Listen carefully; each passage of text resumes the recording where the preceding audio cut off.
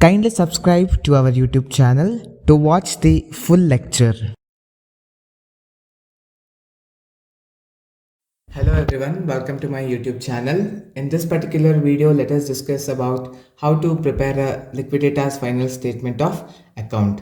The question is on the screen. Please take the screenshot of the question so that when I'm explaining the solution, it will be easy for you to understand without any doubts. From the following details, prepare liquidator's final statement of account. Assets, land and building rupees 6 lakh, plant and machinery rupees 3 lakh 60,000.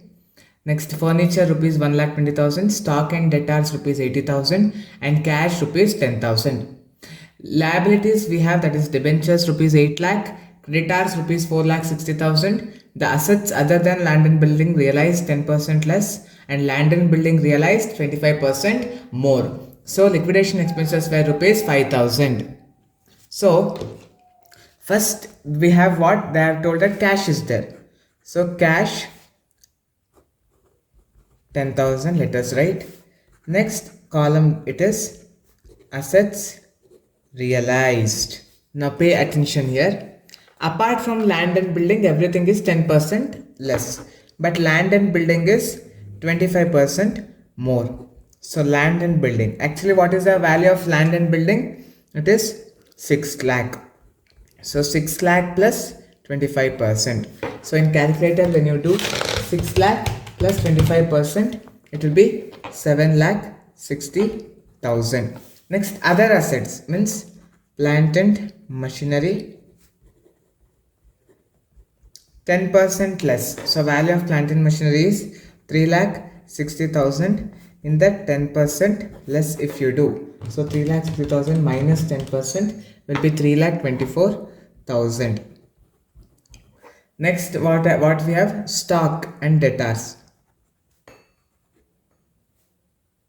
Stock and debtors.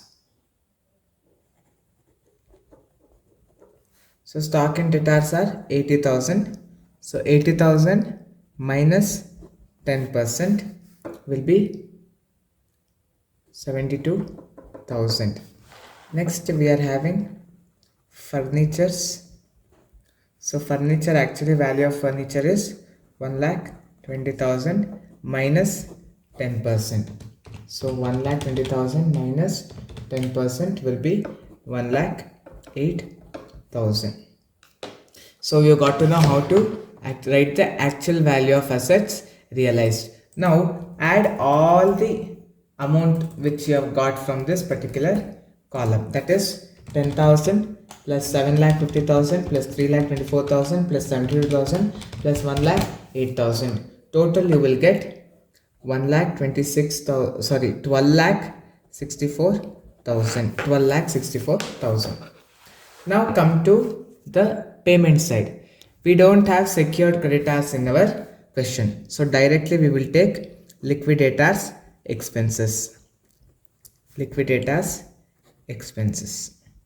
How much is the liquidators expenses? It is 5,000. Now pay attention here.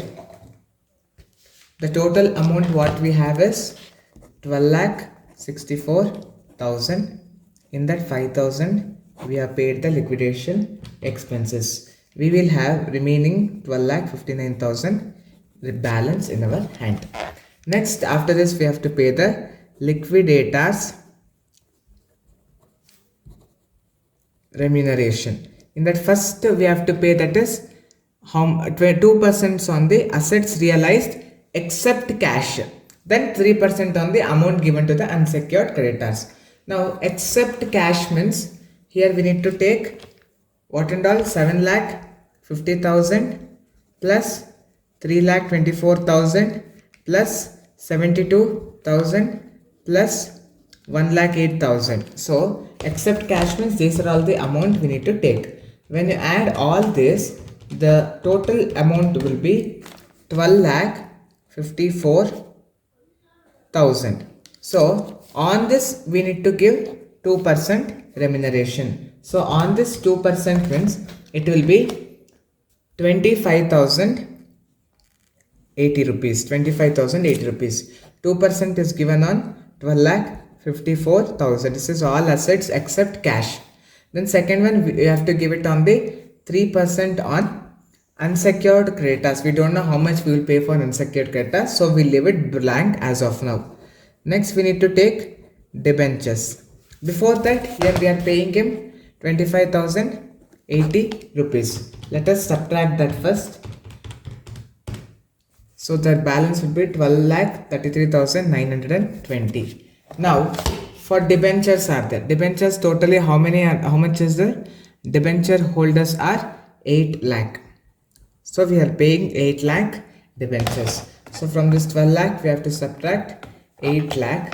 It will be 4,33,920. Next, now we need to pay the.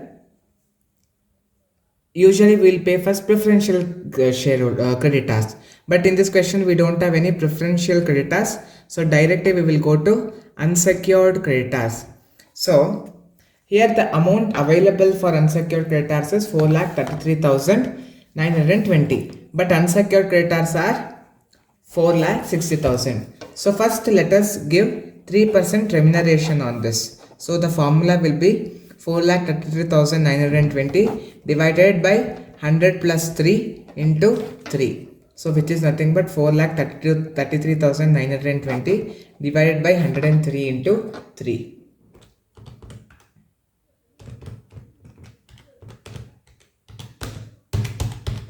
So it will be 12,638 is a remuneration paid. So that if I minus 12,638 from this 4,33,920, then I will get 4,21,282.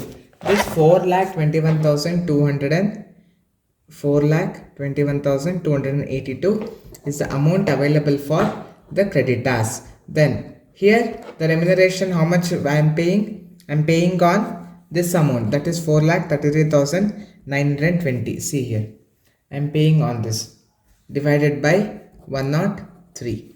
So when I do that, I will get 12,638. This is how we need to solve the problem. Hope you have understood this problem very well.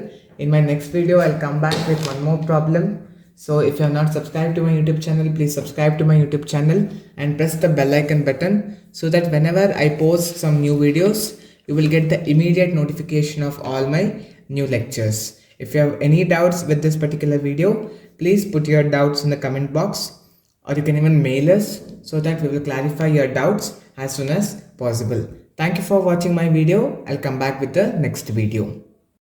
If you have any queries regarding today's session, kindly send your queries to education.mbroadcast@gmail.com.